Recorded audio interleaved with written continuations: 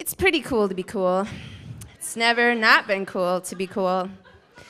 Cool means that you're into cool shit like microbrews and video games and HBO miniseries and local bands whose members are members of other bands and then not members of any bands.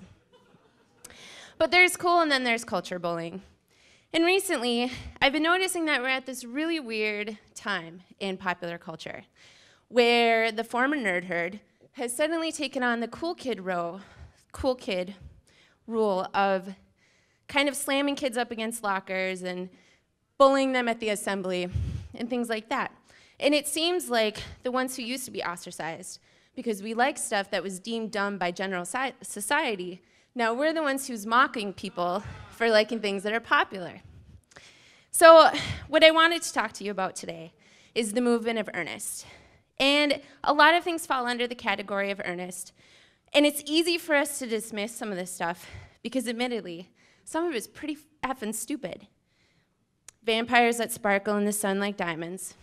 A popular movie that is a knockoff of a Japanese film about killing kids. And a movie that just came out, and that came out when I was in college, where there's already a spoiler alert. The ship sinks. So, but here's the thing. When we're too cool for school and we easily dismiss the things that make the young girls cry, we miss out on vital shifts in culture. So, but since this is a 5-minute talk and not a graduate thesis, I'm going to use a certain example that we're probably all really familiar with, and therefore will elicit the strongest emotion. And that's this one, Twihards.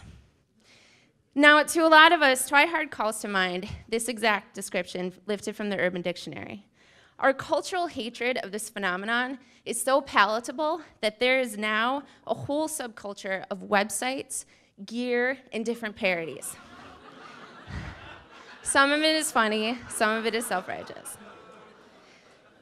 Right around the premiere of Harry Potter, Deathly Hallows 2, a quote by Stephen King made its way around the internet like wildfire. And it seemed to capture the justification that a lot of people felt for hating Twilight but loving Harry Potter.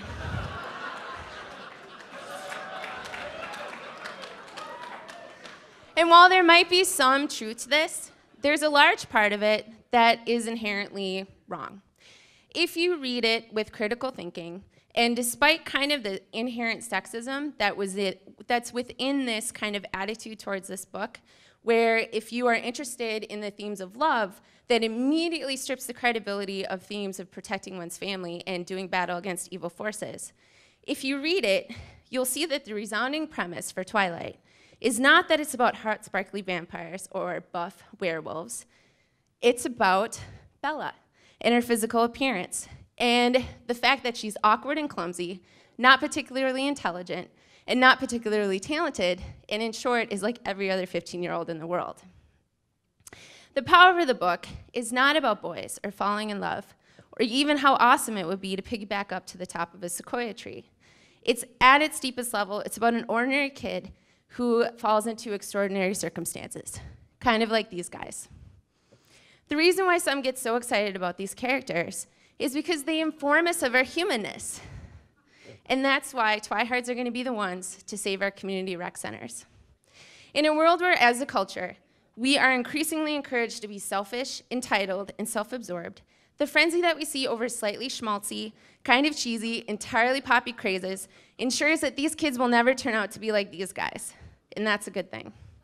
We don't even have to try to figure out a way to harness all of that energy into social change. They're going to do it for us.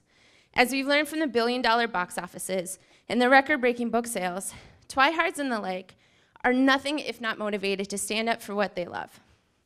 More than anything, I'm a proponent for simply letting people like what they want to like.